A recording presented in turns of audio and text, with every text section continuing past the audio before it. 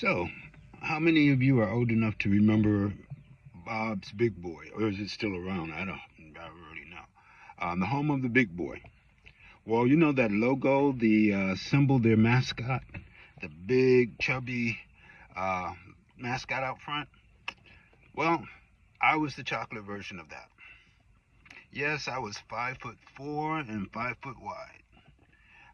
That was my existence. Being the fatso, being the chubby child, was my existence. Now, being called fatso, it was a problem, but I won't say it didn't get to me because as a child, all offenses get to you. I think what irritated me the most was I had another aunt that was a large a large woman, and she used to tell me that we're just alike. We it's not really fat, it's bloat. And I was like, no, this is not bloat, and it's not water retention. This is I'm oversized. I'm fat. I can deal with it. You're not making my feelings any better by pretending like it doesn't exist. It's real. It's real. I hate it. And it wasn't so much because I didn't love me, which being self-conscious, I really did have an issue with me and how I was perceived and how I perceived myself. But the weight kept me from doing things. It irritated me so much. I completely, in my head, I could run faster, I could jump higher, but when I got ready to do it, my body was just not going along with it.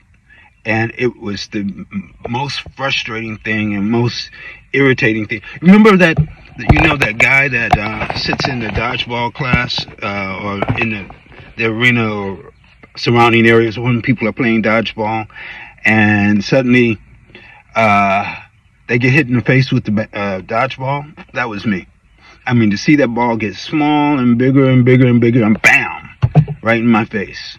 Okay, besides all the name calling and everything else like that, this happens to me too. And didn't have sense enough to get out of the way, but that's a different issue for a different day. Um, but yeah, the whole weight thing, it got to me. And, I didn't go on any crash diets. I didn't even try to exercise. I just didn't like it. I tried to avoid situations like mirrors so that I wouldn't have to look at it. But you see it, and it gets to you. And I think for me, the biggest challenge was my butt. I had a big old butt. I mean, it was how big was your butt?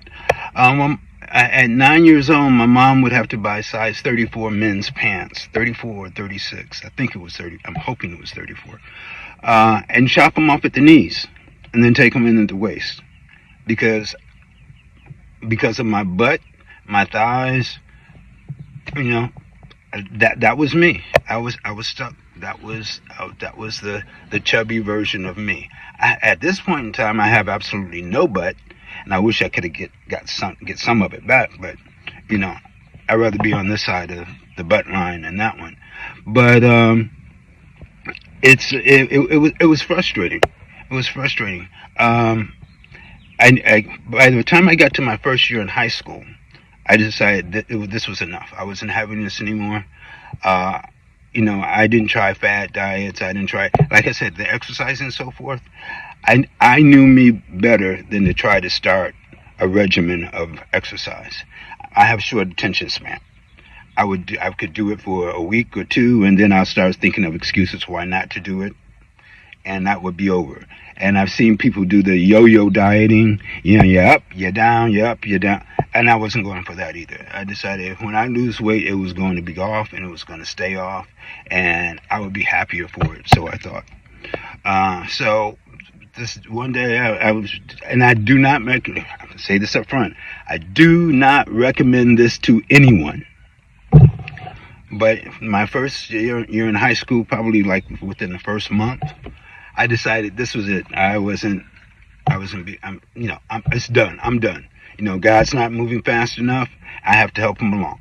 So I decided to go on a water diet. And what's a water diet? Every time you get hungry and think about eating, you drink water.